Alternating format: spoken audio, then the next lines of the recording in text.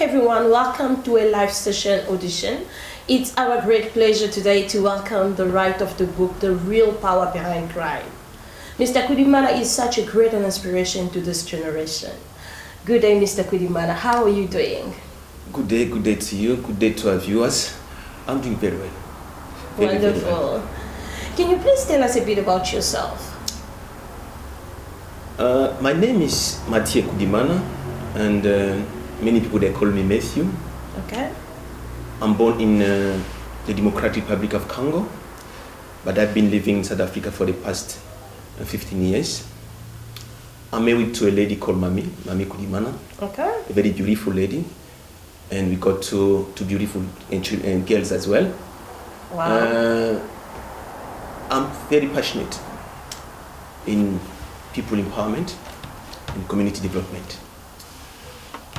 My wife and I own a small company called Flora Africana. It used to be called Merveille de Cape Town, but because of our vision for Africa, we changed the name to Flora Africana.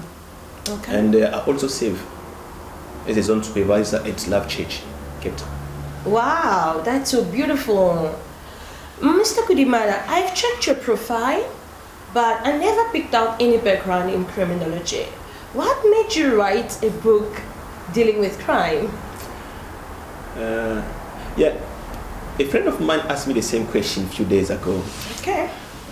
You know, the Bible says God chose the foolish things of the world to shame the wise.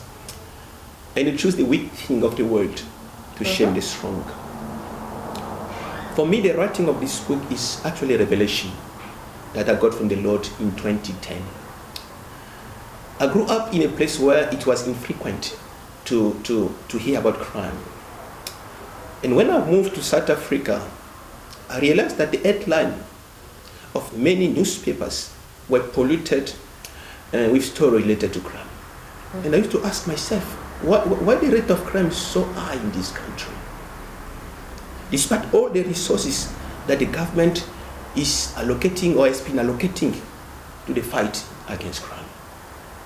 So I started to develop some interest in doing some research and reading some books. And that's when God made me realize that many things that criminologists cite as main cause of crime are not actually true.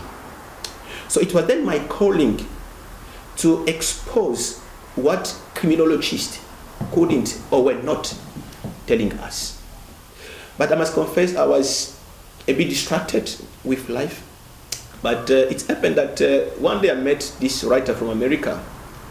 Then he told me something that touched my heart. He said, if God called you to do something and you don't want to do it, He's going to choose somebody else to do it. That's really true. So that statement troubled my mind. I said, no, I have to do this. So I thank God. I think it's been a long time, but I praise God that I'm able now to fulfill my mission. So interesting.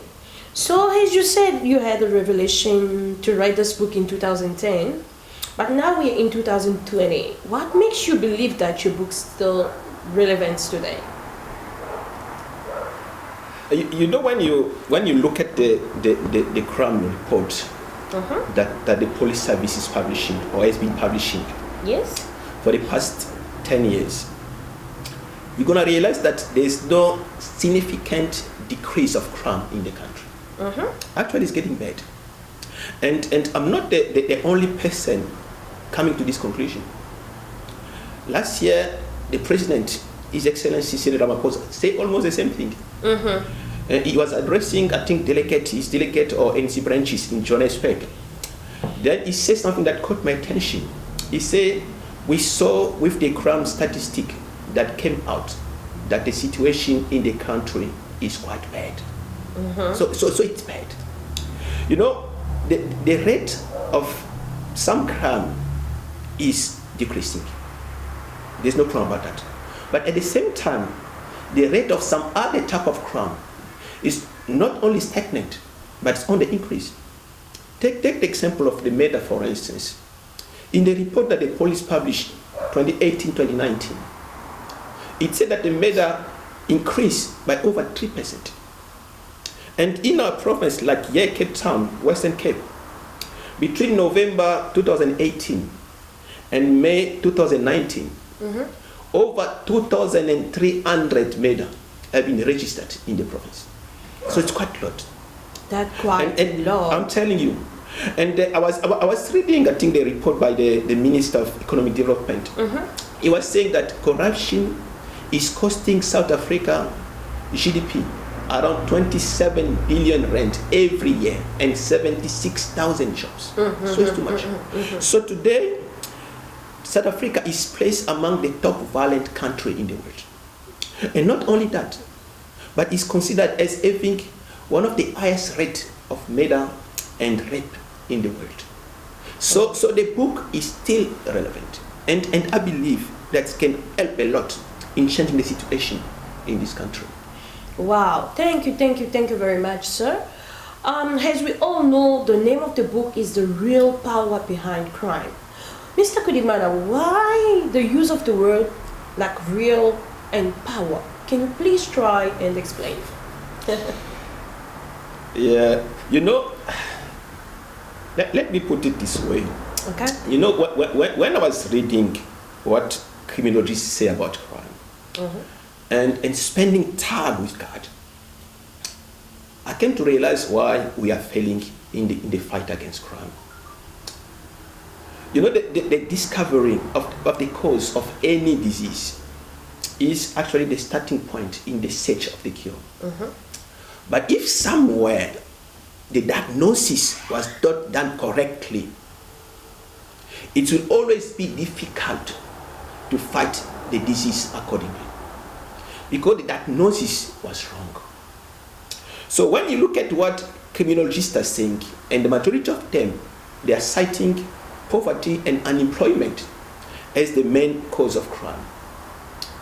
But now the question to ask ourselves, why poverty and unemployment are not producing the same effect in other countries?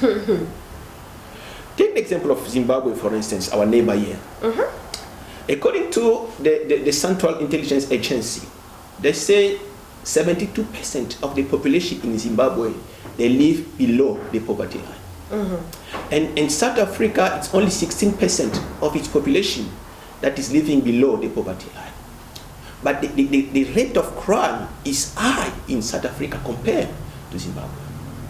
When you look at the index, the crime index for last year, 2019, it says South Africa is placed third in the world and first in Africa.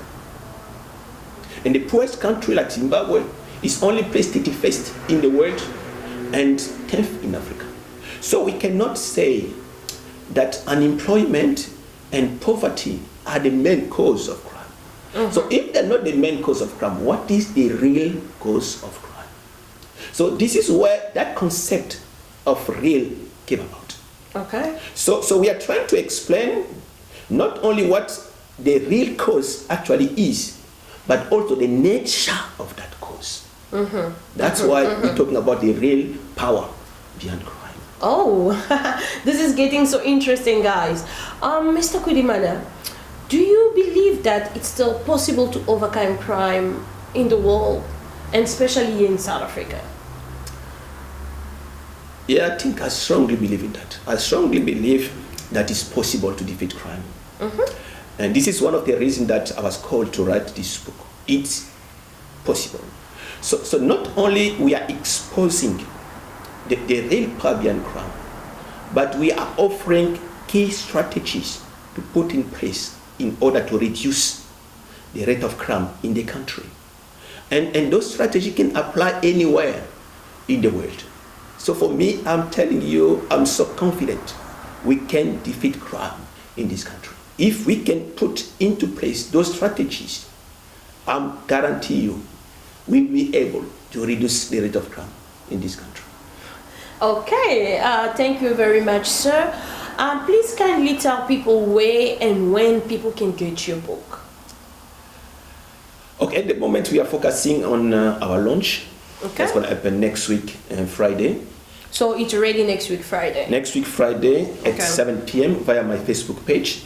Uh-huh. Then from there, people they can order the book via Amazon or from Take a Lot. Take a look.